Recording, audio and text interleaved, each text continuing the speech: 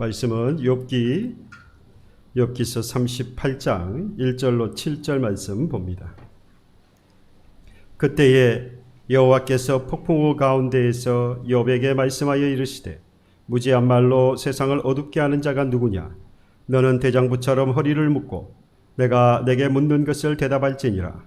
내가 땅에 기초를 놓을 때에 내가 어디 있었느냐? 네가 깨달아 알았거든 말할지니라. 누가 그것의 도량법을 정하였는지 누가 그 줄을 그것의 위에 띄웠는지를 네가 아느냐? 그것의 주처는 무엇 위에 세웠으며 그 모퉁이 돌을 누가 놓았느냐? 그때의 새벽별들이 기뻐 노래하며 하나님의 아들들이 다 기뻐 소리를 질렀느니라. 아멘.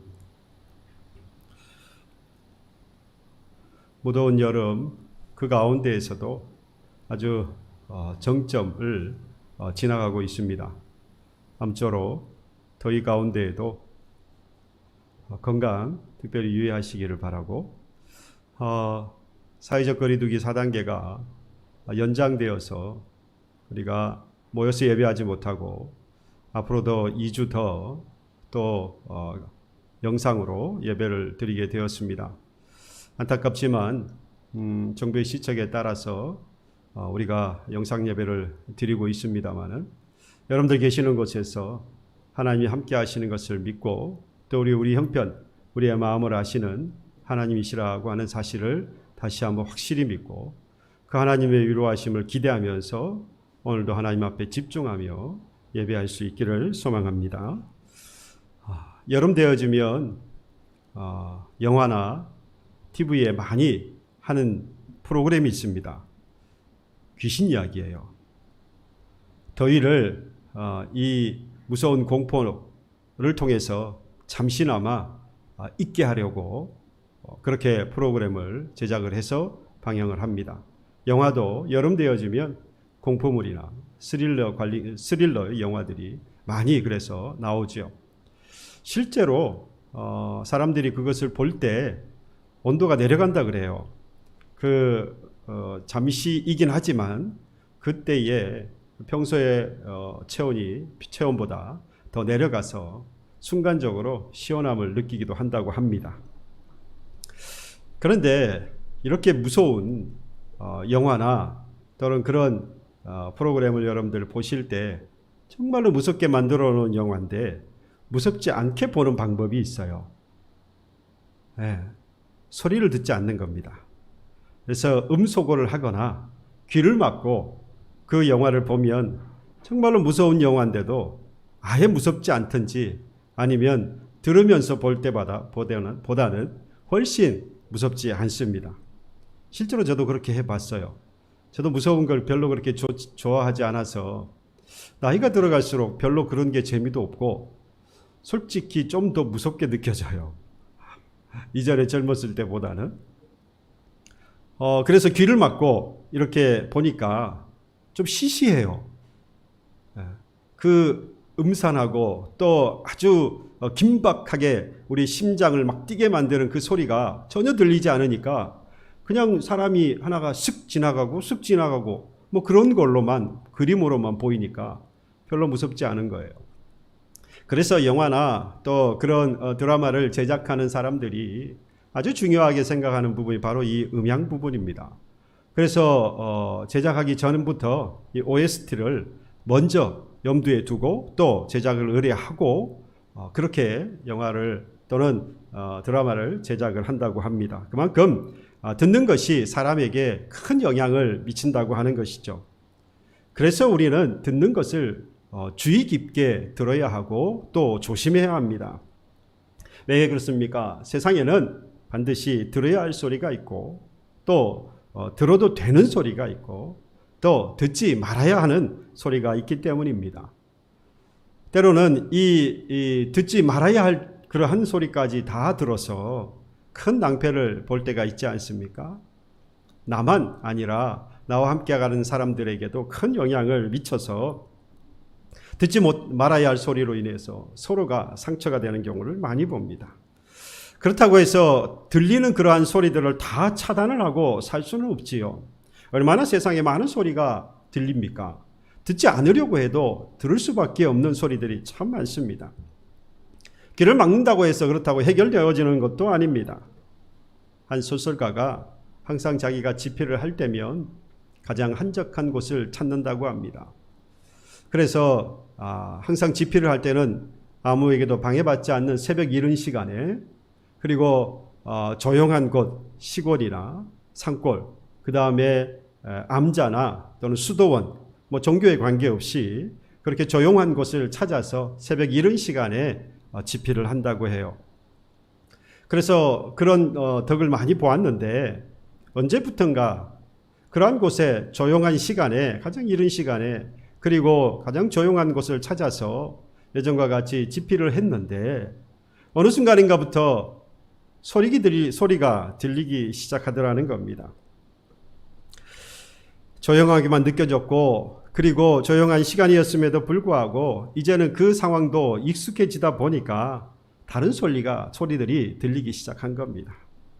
여러분, 세상 어디에도 소리가 없는 곳은 없습니다. 다만 그 바쁘고 그리고 소음이 많았던 곳에 살다가 잠시 한적한 곳에 오니 그 소리가 들리지 않아서 참 조용하다라고 생각했을 뿐이지, 그런 마음이 들었을 뿐이지, 이것도 적응하게 되면 또 다른 소리가 귀에 들리는 거죠. 중요한 것은 그 소리를 듣는 뭐가 중요하다는 겁니까? 이 내 귀가 중요한 거죠. 그 소리를 듣는 나의 귀 또는 나의 이 마음이 정말로 중요합니다. 왜요? 소리는 그저 있는 것이니까. 그 소리를 내가, 이 귀가 그리고 내 마음이 어떻게 듣느냐가 중요하다는 이야기입니다. 똑같은 자장가인데 그 자장가를 듣고 자는 아이가 있는가 하면 도리어 그 자장가 때문에 잠을 이루지 못하는 아이도 있는 겁니다. 그러니까 자장가가 문제가 아니라, 물론 불러주는 사람도 문제가 있겠지만, 자장가가 문제가 아니라 그 자장가 소리를 듣는 그 아이의 마음 또는 그 귀가 문제가 되는 것이죠. 여러분들 살아가면서 여러분들에게 있어서 가장 시끄러운 소리, 여러분들 살아가면서 가장 내 마음을 흔들어 놓는 소리는 여러분들 뭐였습니까? 주변에 목청이 큰 사람이나 또는 나를 향하여서 비판하거나 비난하거나 아무리 작은 소리라도 이런 소리들은 내 마음을 움직이고 또 흔들어 놓고 시끄러운 소리처럼 들리겠습니다마는, 여러분, 그것보다 훨씬 나에게 시끄러운 소리가 있어요. 바로 그것이 내 마음에서 들리는 소리입니다. 그러니까 내 속에서 들리는 소리, 그리고 내 입에서 나오는 말소리, 사실 이것이 가장 시끄럽습니다. 지금도 가장 시끄러운 사람은 말하고 있는 저예요. 말하는 그 말소리와 말하고 있는 나 입에서 지금 하고 있는 말소리, 내가 하고 있는 이 말소리, 그리고 내 안에서 끊임없이 들리고 있는 바로 그 소리, 이것이 사람에게 있어서 자신을 가장 시끄럽게 만드는 소리입니다. 이 소리는 여러분, 천둥 소리보다도 더 큰 소리라고 할 수 있습니다. 내 안에서 들리는 소리이고, 또 내가 닿지 않는 한 계속해서 낼 수 있는 내 말소리, 이건 결국 계속해서 들을 수밖에 없는 소리입니다. 그런데 이것이 가장 문제가 되는 이유는 뭐냐? 바로 이 내 안에서 계속 들리는 이 소리와, 그리고 내 입에서 나오는 계속 되어지는 이 말소리 때문에 다른 사람의 소리를 들을 수 없다는 겁니다. 내 마음속에서 계속해서 소리가 들리고, 그리고 내 입에서 계속해서 말이 나오는 한 옆에 있는 사람들의 소리는 더 이상 들리지 않아요. 이게 가장 큰 문제입니다.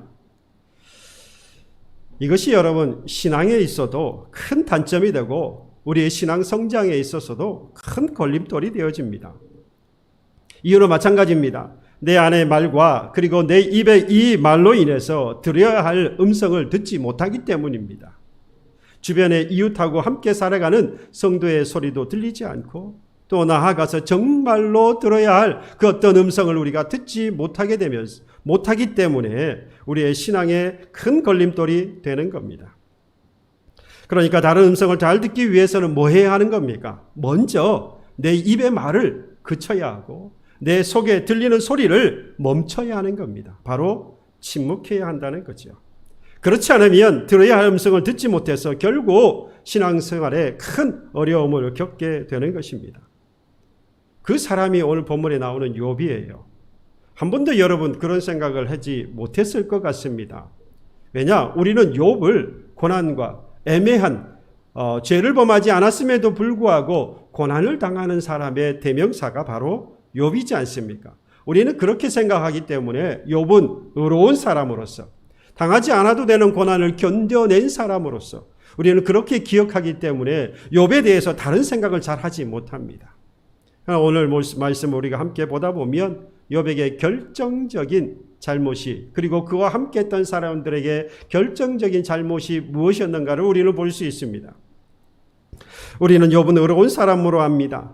처음에는 분명히 그랬어요. 그런데 친구들과 끊임없이 대화하는 과정 가운데에서 욥은 죄를 범하게 되어집니다. 욥기서의 특징 중에 하나가 바로 이겁니다. 대화로 이루어져 있다는 거예요. 대화로. 하나님과 사탄이 대화를 합니다. 그리고 욥과 친구들이 대화를 해요. 그리고 하나님과 욥이 함께 대화를 하는 것이 오늘 이 욥기서의 전체에 나와 있습니다. 그러니까 욥기서는 많은 특징이 있습니다만은 그 가운데 이 대화로 이루어져 있다고 하는 것이 큰 특징 중에 하나라고 할 수 있습니다. 그 대화를 통하여서 우리가 여러 가지를 알게 되었는데 고난과 고통이라고 하는 것을 상징이 욥이 되었다고 하는 것을 우리가 알 수 있었고 또 의인의 삶에 왜 고난이 있는가라고 하는 대답이 바로 이 욥과 친구들의 대답을 통해서 대화를 통해서 우리가 또 알 수 있습니다. 하나님을 잘 섬기고 그리고 유복하게 살았던 욥 하루아침에 엄청난 재난을 당하고 그리고 병까지 걸리게 되었습니다. 그 이유는 없었어요. 그저 하나님과 사탄의 대화 가운데에서 우리는 그저 발견할 수 있습니다. 세상의 사람들에게 무지한 말로 욥은 심지어 아내에게조차도 위로를 받지 못하고 도리어 저주의 말을 듣게 되어집니다. 당신이 그래도 자기의 온전함을 굳게 지키느냐? 하나님을 욕하고 죽으라! 라고 하는 저주를 가장 가까이에서 위로받아야 할 아내에게 듣게 되어집니다. 아내의 말을 듣는 것이 가정의 평화를 지키는 일이다 라고 하는 이야기를 많이 듣습니다만은 이 욥의 아내를 보면 꼭 그런 것만은 아닌 것 같습니다. 항상 예외는 있는 거죠. 또 그의 안타까운 이 소식을 들은 친구들이 찾아왔습니다. 그리고 대화를 하죠. 사실 찾아왔던 이 친구들 참 지혜로운 사람들입니다. 그들과 욥과 대화를 할 때에 이 친구들의 말하는 내용을 들어보면 정말로 진리의 말이었습니다. 틀린 말이 별로 없어요. 진지한 상담자들이었고 욥에게 있어서는 참 좋은 친구들이었다 생각할 수 있습니다. 그러나 이들에게도 역시 단점은 있었습니다.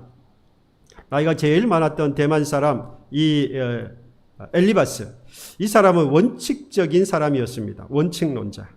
그래서 그 원칙을 가지고 욥을 비난합니다.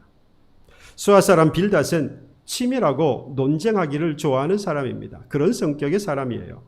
그래서 욥이 이미 경건하지 못하다라고 하는 그 결론을 가지고 그걸 전제로 하고 그에게 위로를 합니다. 그러니 그게 위로가 되겠습니까?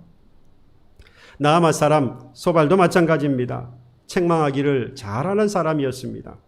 권하고 위로하기는 합니다마는 먼저 자신의 거룩함을 드러내기를 좋아하는 사람이었어요. 그러니 마찬가지로 욥에게는 큰 위로가 되지 못합니다. 그 뒤에 등장했던 부스 사람 이 엘리우, 사실 나와 있던 이 앞에 이 세 친구보다는 훨씬 어린 사람인데 그럼에도 불구하고 그가 했던 권면을 보면 참 큰 유익이 되었다. 욥에게는 큰 위로가 되었다라고 생각할 수 있습니다. 그가 하나님은 때론 의인도 연단하시기 위해서 권한을 사용하시기도 한다. 실제로 이 엘리우가 그런 말을 이 욥에게 하게 됩니다. 하지만 분명한 것은 이 모두가 다 욥에게 진정한 위로자가 되어주지 못했습니다. 결국 욥마저 이들의 말에 자신을 변호하려고 많은 말을 하게 되어지죠. 그래서 이 욥과 이 친구들의 대화가 오가면서 욥은 계속해서 자기의 변론, 자기를 변호하다가 큰 실수를 하게 되어집니다. 결국 죄를 범하게 되는 거예요. 욥과 친구들은 서로의 주장을 내세우면서 많은 말을 하고 있습니다. 여러분들 이 가운데에서 이 말씀을 그리고 이 욥기를 많이 읽어보셨을 텐데 그러면서 궁금한 점 하나 있지 않았습니까? 욥과 친구들이 이렇게 많은 대화를 하는데 오늘 이 38장에 오기 이전까지, 그리고 처음 사탄과 하나님께서 대화하시고 이후부터 시작해서, 그리고 오늘 본문이 되어 38장에 오기 이전까지 그 수많은 이 대화가 욥과 친구들 가운데 있는데 단 한 번도 하나님께서 그들의 대화에 참여하지 않으십니다. 간섭하지 않더라라는 겁니다. 이들이 많은 말을 하고 토론이 거듭되어지는데도 불구하고 이상하리만큼 하나님은 침묵하고 계세요. 그저 조용히 듣고만 계십니다. 왜 그러셨을까? 저는 이렇게 생각합니다. 이들의 말이 너무 많았기 때문이에요. 이들이 끊임없이 말하고 있기 때문에, 끊임없이 자기들의 주장을 내세우면서 자기들이 옳다라고 말하고 있기 때문에 너무 많은 말로 인해서 하나님을 도리어 침묵하게 만들었던 것이죠. 물론 하나님께서 얼마든지 말씀할 수 있습니다. 그들의 말을 그치게 하시고 하나님이 말씀하실 수 있습니다. 그럼에도 불구하고 하나님은 그들이 말하도록 두십니다. 그들의 많은 말이 결국 하나님을 침묵하게 만들었다라고 볼 수 있습니다. 보십시오. 오늘 욥을 비롯해서 이 모든 친구들의 이야기가 다 끝난 후에야 비로소 하나님께서 38장에 와서 말씀을 하고 있는 것을 볼 수 있습니다. 드디어 하나님이 개입을 하시는 거예요. 그들의 말이 다 그치고 난 이후에야 비로소 하나님께서 개입을 하신 겁니다. 1절에 보니까 여호와께서 폭풍우 가운데에서 욥에게 말씀하신다라고 했습니다. 그야말로 세상에 욥과 친구들과 세상 사람들의 소리를 듣고 계시던 하나님께서 마치 폭풍우 가운데에서 임재하시는 모습으로 그들에게 임하신 것이죠. 위엄과 권능의 모습으로 하나님이 드디어 나타나셨습니다. 그리고 2절에 보니까 뭐라고 말씀합니까? 무지한 말로 생각을 어둡게 하는 자가 누구냐?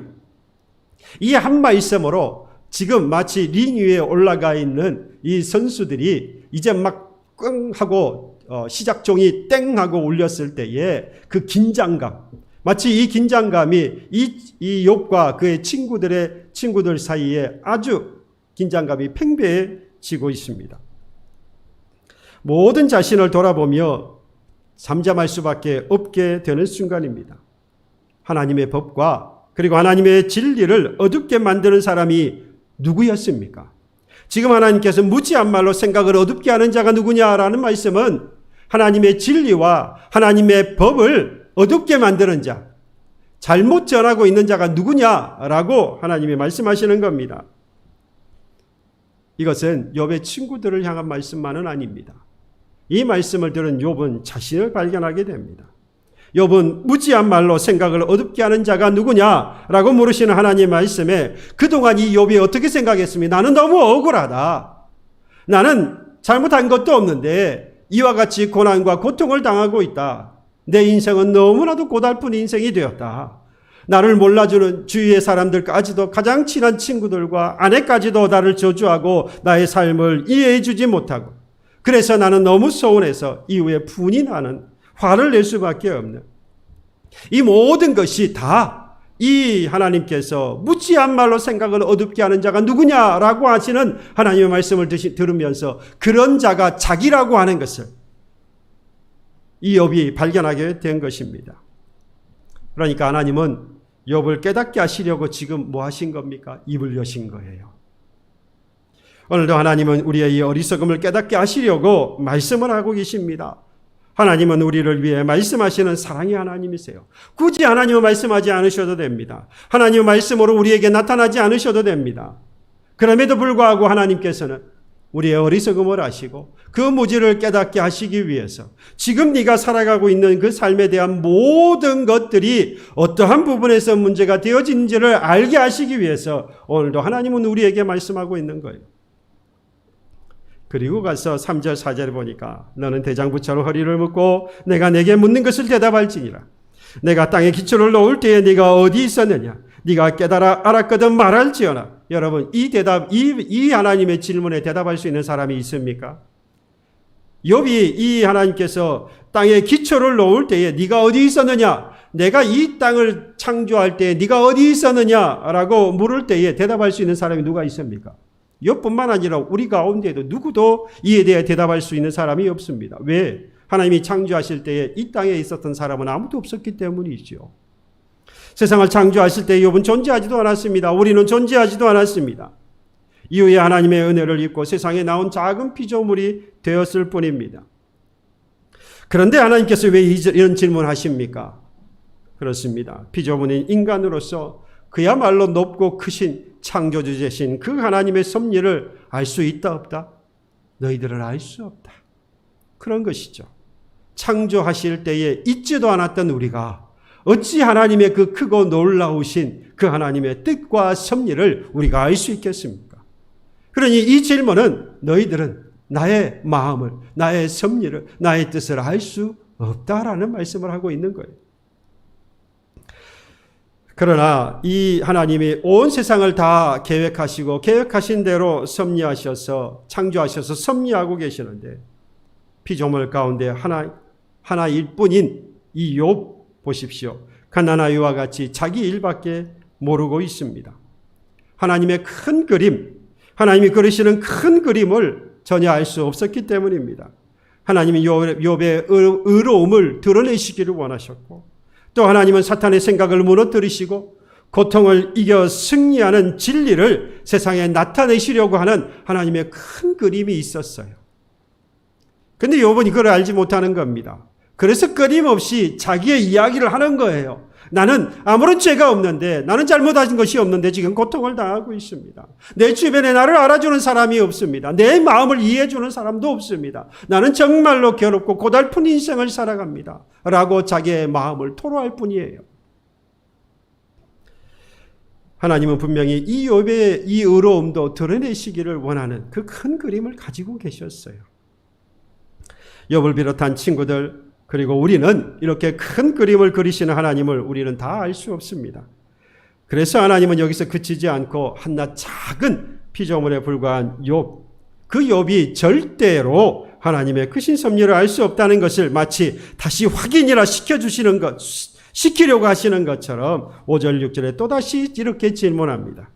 누가 그것의 도량법을 정하였는지, 누가 그 줄을 그것의 위에 띄웠는지 네가 아느냐? 그것의 주추는 무엇 위에 세웠으며 그 모퉁이 돌을 누가 놓았느냐? 우주 만물의 기원에 대해서, 시작에 대해서 질문하고 있어요. 여러분, 이 질문에 대해 대답할 수 있습니까? 건물을 지으려면 뭐가 필요합니까? 누군가가 측량을 해야 하고요. 그 측량에 대해서 이후에 그 건물에 대한 설계가 필요하죠. 누군가는 그 일을 해야 됩니다. 그리고 그 설계대로 주춧돌을 놓고 그 위에 기둥을 세우고 계속해서 그 건물이 되어지기까지 누군가는 그 일을 해야 하지요. 여러분, 이 만물, 세상에 창조되어진 이 모든 만물은 누군가가 설계해야 하는 겁니다. 그리고 측량줄을 누가 붙들고 띄워줘야 합니다. 그래서 그 줄을 따라서 만들어 가야 하는 것이죠. 땅을 바치는 이 주춧돌과 초석을 누군가는 놓아야 하는 겁니다. 하나님은 이 욥에게 계속해서 이런 질문을 하신 겁니다. 그럴 때 욥이 뭐라고 대답할 수밖에 없습니까? 아무런 할 말이 없는 겁니다. 왜요? 알 수 없기 때문이죠. 오직 그것을 아시는 분은 누굽니까? 그 일을 행하신 하나님 뿐이신 것이죠.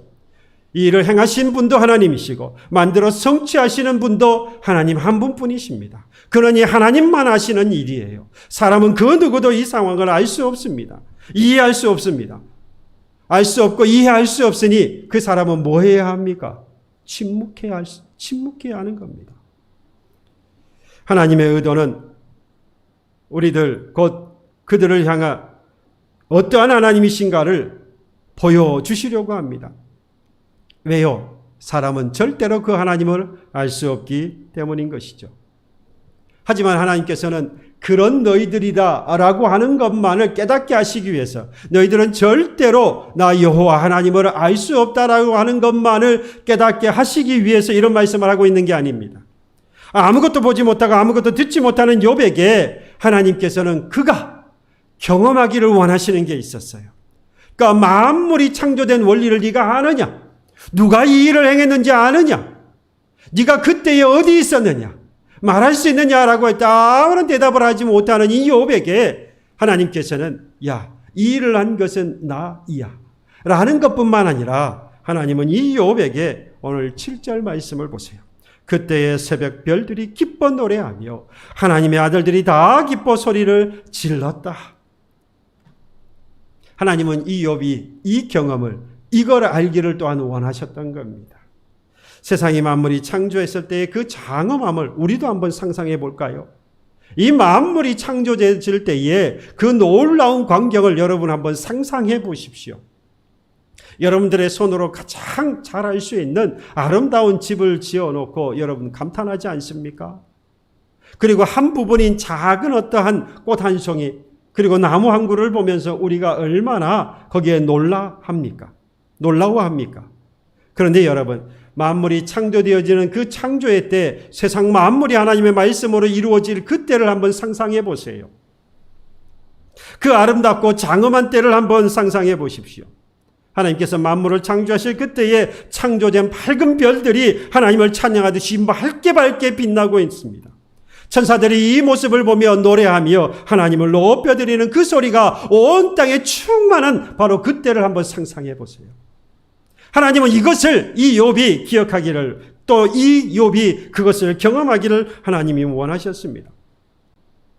그런데 여러분, 하나님은 말로 형용할 수 없는 만물의 영광스러운 이 모습을 말씀하시는데 사람은 지금 뭐하고 있습니까? 욥을 비롯해 사람들은 자신의 이 아주 작은 이 문제와 세상의 걱정거리에 사로잡혀서 이 놀라운 하나님의 이 세상을 높여드리지 못하고 그 하나님을 노래하지 못하고 그 내에 주어져 있는 이 작은 문제, 그리고 이 걱정거리에 사로잡혀서 살아가고 있지 않습니까? 특히 예배에 참여하여서 예배드리는 모습을 보면 이 예배가 어떠한 것입니까? 지금 여러분들이 영상으로 하나님 앞에 예배하고 있다고 할지라도 바로 그것이 지금 하나님의 가장 영광스러운 모습으로, 하나님께 가장 영광스러운 모습으로 하나님께 경배하고 예배하고 있을 것입니다. 그러니 그 예배 시간, 하나님을 찬양하는 그 놀라우신 감격이 흘러넘치는 시간일 것입니다. 그 예배의 첫 순서로 여러분, 하나님 예배의 부름이 있습니다. 하나님께서 말씀으로 우리를 부르시는 것이죠. 그러면 우리는 그 하나님의 부르심에 경배와 찬송을 힘차게 불러서 하나님께 영광을 돌려드립니다. 그것이 바로 우리의 신앙의 고백을 통해서 또 드러나는 겁니다. 그래서 우리가 예배의 순서를 이렇게 진행을 하는 거예요. 말씀을 통해서 하나님이 부르시고 그 부르심에 대해서 하나님께 찬양과 그리고 우리의 신앙의 고백을 통하여서 하나님 앞에 영광을 돌려드리는 겁니다. 그런데 여러분, 아쉽게도 그 위대함에 대한 하나님의 그 위대함에 대한 그 감격, 이 감격은 예배의 시간이 마침과 동시에, 제가 너무 극단적으로 말씀을 드리는지 모르겠습니다만 그렇게 감격스러웠던 예배의 마침과 동시에 함께 이 모든 영광이 사라집니다. 그리고 하나님 앞에 무엇을 갈구하며 우리의 일상으로 돌아갑니까? 내가 원하는 것들이 성취되기를 바라면서, 내가 그 원했던 작고 그리고 걱정거리가 되었던 이것들을 이루어 주시기를 하나님께 바라면서 우리는 일상을 살아갑니다. 하나님, 저는 착하게 살았고 그런데 왜 이런 문제들이 내게 일어나는 겁니까?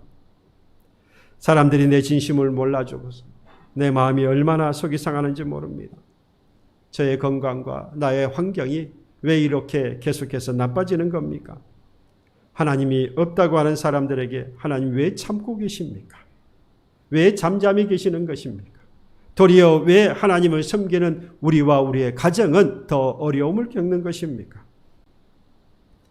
하나님, 이것은 마치 욥이 나는 죄를 범하지 않았음에도 불구하고 왜 고난을 받아야 하느냐라고 하는 불만에 가득 차서 억울해하고 그리고 아내와 친구들이 몰라주는 것 때문에 서운해하는, 그리고 분을 내는 것과 똑같이 닮았습니다. 그러니 우리는 욥과 다르지 않아요.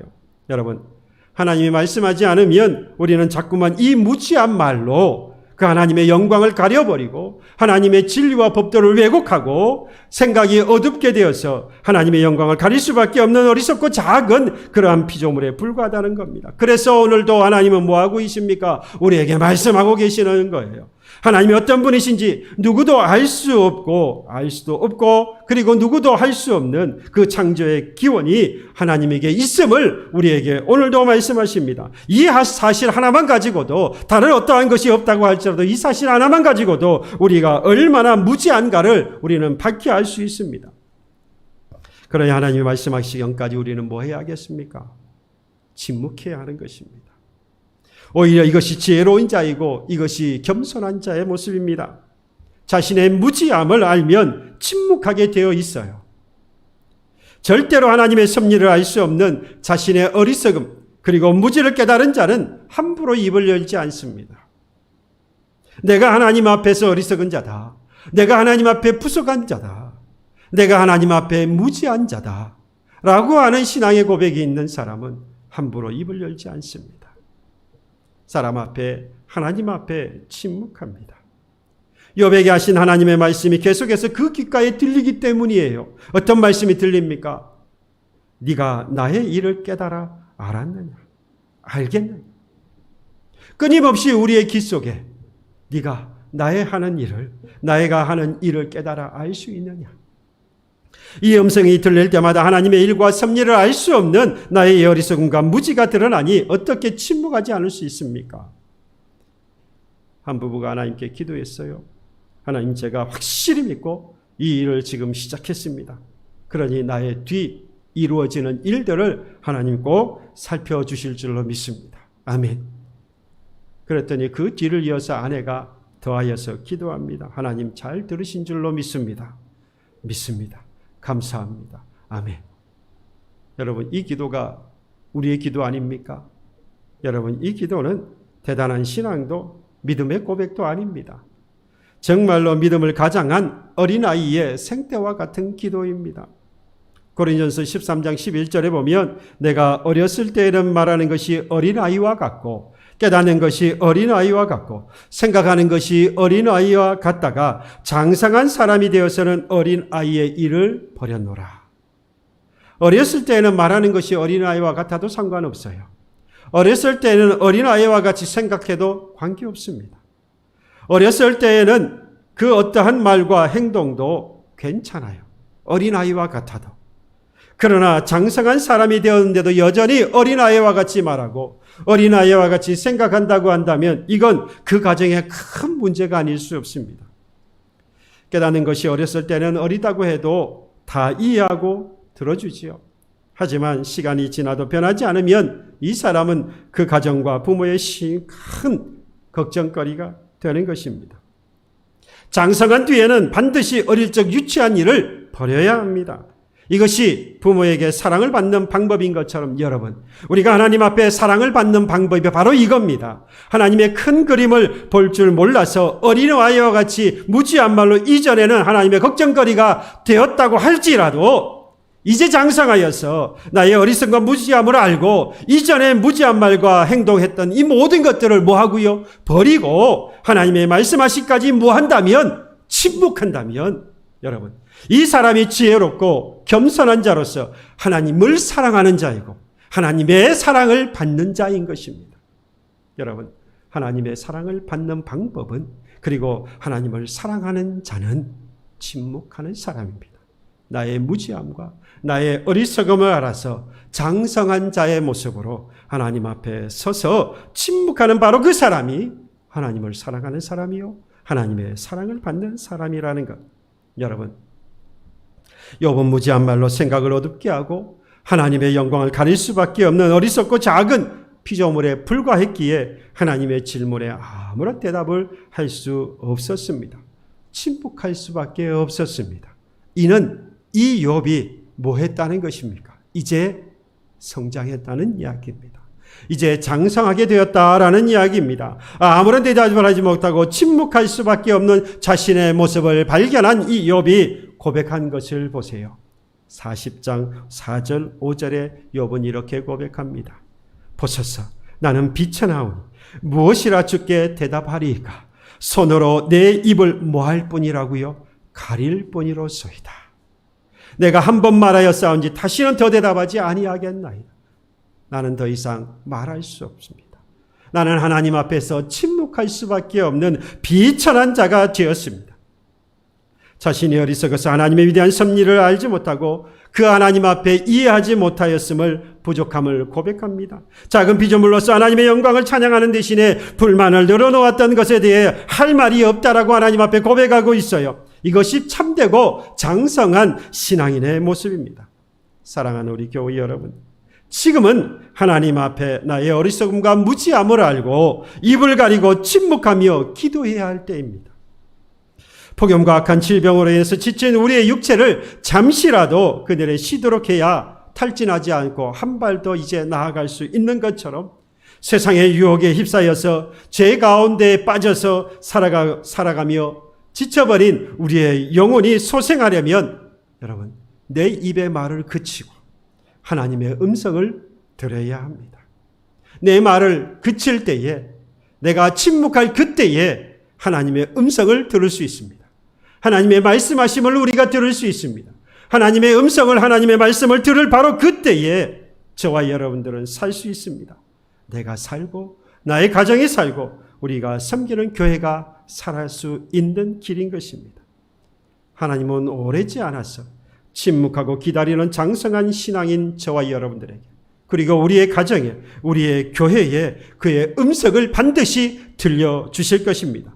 그리고 반드시 그 가운데에서 살려내실 것입니다.